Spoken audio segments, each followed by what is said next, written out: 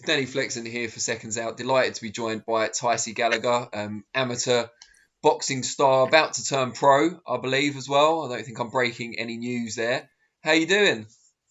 I'm good, thank you. How are you? I'm very good, thank you. I spoke to Tony Pill, who I know you're working with, and he told me I had to speak to you. Really, really high on your talent, of course, and very excited about the fact that you're turning over. Just tell us, I guess, first of all, why is now the right time to go professional?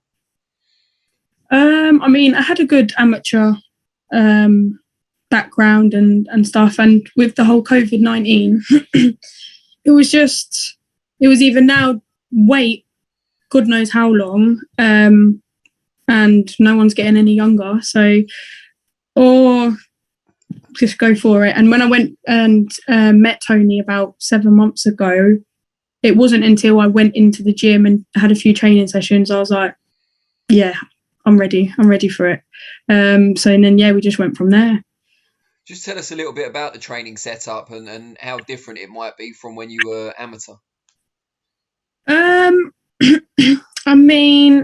training like pretty much every day, twice, 3 times a day sometimes, and it's just more of a structured program rather than you going in the gym every night and that's it, and then everything else is just down to you to do everything. But now I'm really like Tony checks in all the time. He sets me my programs.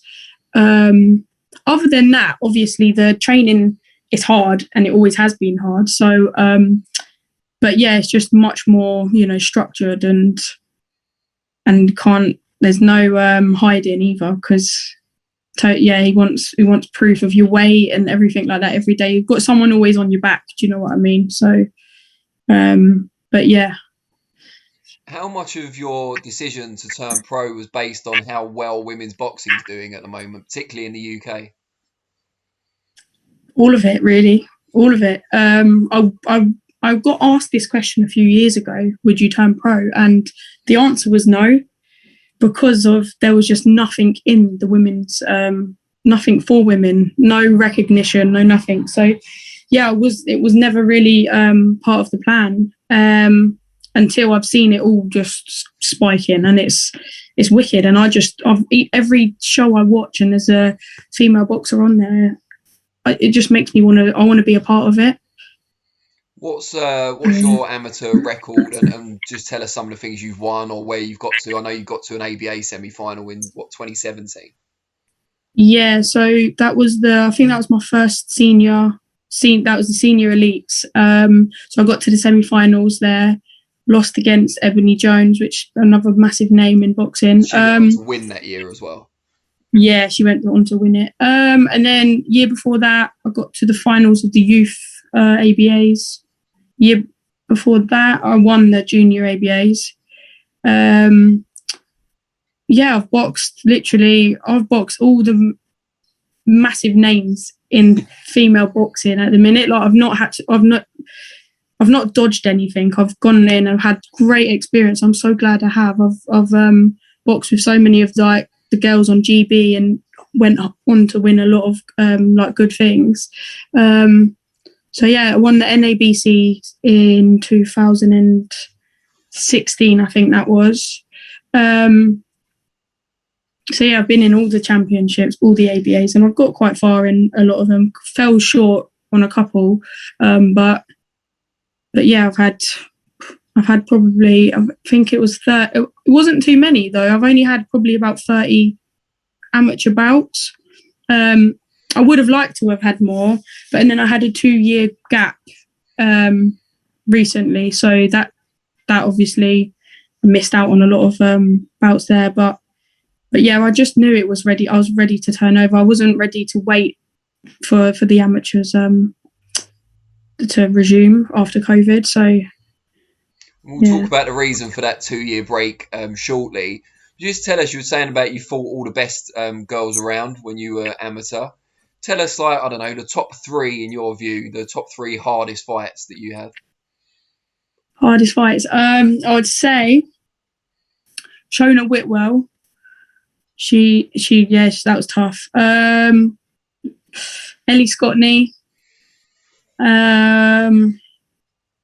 And probably Ebony Jones. Yeah, Ebony. Yeah, them three are probably the top, and all massive names. Like they're wicked boxers, great boxers. But yeah, we had some real good tear ups with each other. To be fair, like really exciting bouts, you know. So, but yeah, it was. Yeah, they're probably the toughest that I've come across. And was there ever an opportunity for you to have a trial with GB or to try out for the team yourself? So for England, I got into the England team, and I was with England for a couple years. The goal was to go with GB, but obviously, something else planned out for me, so I couldn't really take that opportunity or go for it. And that was always the plan, which I was really gutted that I didn't fulfil that. But yeah, so this is the new direction that is taking me, really. So. And that thing that changed your life is, of course, the birth of your daughter. What is she, 3 now? Yeah, she'll be 3 in a few weeks. Yeah. Oh, brilliant! Well, happy birthday to her in advance. Thank you. What's her name and just how's she getting on? Yeah, so she's Macy May, and yeah, she's getting on good. She is starting to understand what I'm doing as well now, which is quite funny because she goes and tells her nursery teachers that she wants to be a boxer like mummy. They're just like, what? But yeah, she's doing well. Yeah. How tough is it kind of balancing being a mum with the training aspect? Like you said, you've been training 2-3 times a day. It can't be easy. So tough. It's really tough. Very rewarding, but yeah, it's really tough. I've got a really good family, like a good network and support that are there to help. She goes to nursery, so I fit my sessions in them hours, and then whilst working as well. So it's really hard, but I just keep thinking of like where I'm going to be, and it will be much sweeter then. So what do you do for a job? So I clean and I do PTs, like teaching boxing. Yeah. I bet you enjoy the PTs more than the cleaning, right? I can't wait to give it up, I tell you. No, yeah, I love the PTs because I'm doing a campaign at the minute actually for Boxing Saves Lives. So getting a lot of youngsters into boxing and off the street. So it's really nice and rewarding, to be fair. Yeah, that was the interview I watched with you previously, was the Boxing Saves Lives one. Do you just tell us a little bit about what they do and what you're doing for them?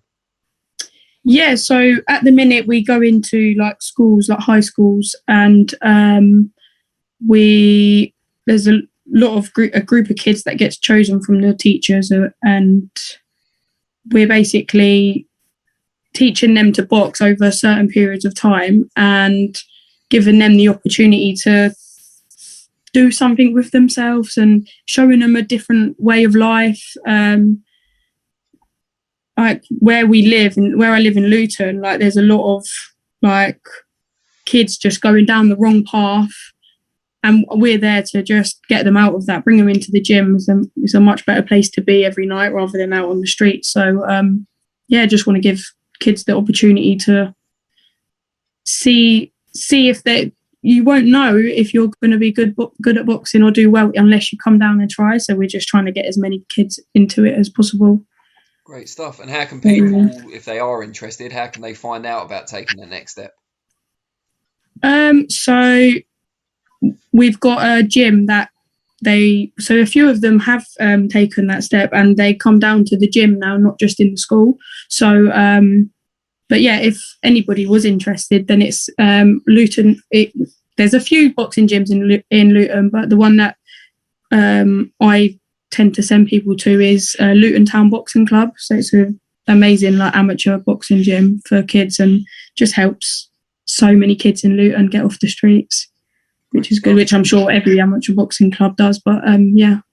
No, good. And when do you plan to make your pro debut, and what weight do you feel you're going to settle at as a pro? So we're going to go between like bantamweight, super bantamweight, and I'm hoping to get out as soon as there's like the small hall shows are back on. I want to get straight out there really. July would be quite nice. So yeah, hopefully, fingers crossed that everything goes as planned with COVID restrictions and stuff, and the shows will resume. So I'll just get out there as soon as possible, really. Do you know who shows you're going to be on and stuff? Have you got any kind of agreements with any promoters, small hall or anything like that? And I haven't got any agreements, but there's a few links. There's been a few that have been spoken about, that which may go ahead. But yeah, I just want to get a few fights, and then just want to get my name out there, and people start to recognize me for, like, obviously hopefully being a good boxer, and then see what happens with the whole with agreements and promoters and stuff like that. So I guess when you look at like bantam, super bantam, those weight classes in the UK at the moment, you can see that you don't need to have that many fights to move quite quickly. Saw today, Amy Timlin's got a shot at the European title at super bantamweight. That news broke today. She's already fought for the Commonwealth against Carly Skelly, their draw. Ellie Scotney's just moved down to super bantam. I'm sure she'll get a big fight soon as well. So it's good. It's a good sign for you, I guess, that you can be moved quite quickly. Definitely. Like, I want as many fights as I can to get all the experience. But yeah, like, it seems to be like the girls getting some good title fights quite earlier on in their careers, like 6, 7, even the world title at the weekend. Like, I think they had about 7 fights between them, and they're on the world title fight. So yeah, it does move quite quickly, which is really exciting, to be fair. But yeah. Presumably you watched the recent Shannon Courtney Ebony Bridges fight for the WBA bantamweight title. Very exciting fight to watch.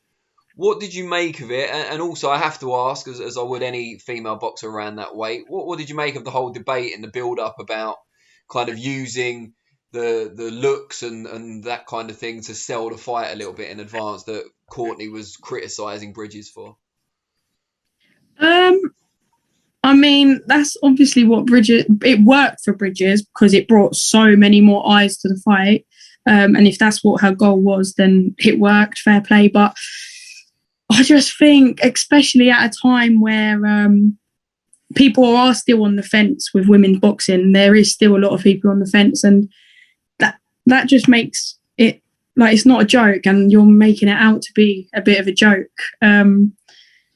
Which was, yeah, it's like, if each to their own, but I just thought there's a massive world title fight on the line, and she's just more interested in what underwear she's going to weigh in. So it was like, but yeah, definitely, I did see she posted as well on Ebony Bridges posted that she got like 20,000 more followers just from that fight week. So it was like, well, it done what she wanted it to do. But yeah, it was, yeah, not my sort of thing. But and I don't think many other girls did. What did you make of the fight itself? Did you enjoy it? Yeah, I enjoyed it. It was a good fight. It was a toe-to-toe.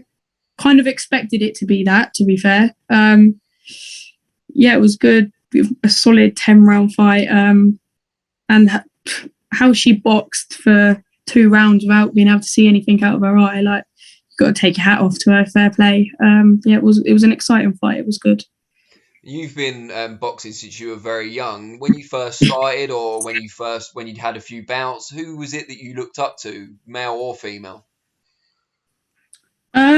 It was always Katie Taylor. Always.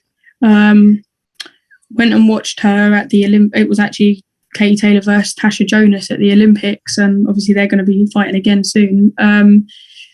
Yeah, that was always Katie Taylor I looked up to, because you can relate in some ways to her.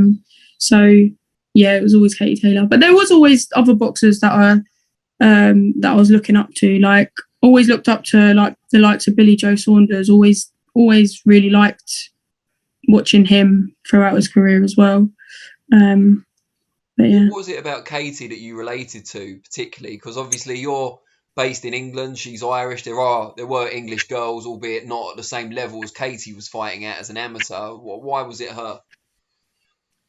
I think because like to even read that she like she wanted it that bad. She pretended she was a boy like at earlier on, and she was like, and that just made me like think, wow, like this is what she's doing for women's boxing. And then seeing her, I don't know why it was more her compared to the GB girls on the GB squad.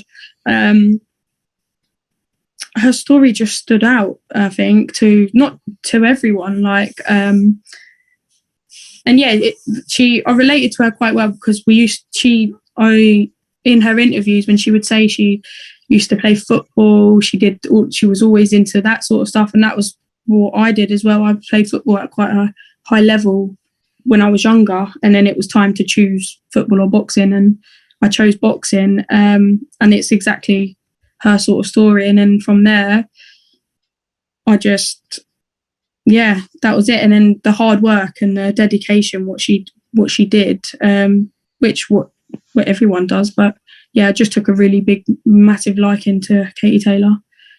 Definitely. I'm sure a lot of people did. I'm sure she's inspired a lot of young women to go into the sport. Your name, Tysie, you don't get many Tysies around, certainly not in my experience. No. Is it an Irish name? I'm not actually sure. Like, my mum doesn't even know if it is. Right, okay. Yeah, like, I don't know where it comes from. It was a random... I think she read a book and there was a name, Tysie, in the book, and she just liked it from then. But yeah. Hope it was a good book. Yeah. Often people say, wow, it was meant to be Tyson. Like, yeah, like everybody always makes but I wasn't sure. Comments. Yeah. She wasn't a big fan of Iron Mike or anything, and just hoping. No, surprisingly, no. Fair enough. Before I let you go, obviously your first time on the channel, just tell people out there how they can find you on the different social media platforms so they can keep up to date and when you're going to have your debut, obviously. I will do. So, yeah, my Instagram is Tysie Gallagher. It's quite easy. And same as on Facebook. I'm still yet to get a Twitter. Everyone keeps telling me get on Twitter, so I need to do that. Depends well, I don't know if I want to. Yeah, I don't know if I want to. But yeah, so Tysie, yeah, it's just at Tysie Gallagher.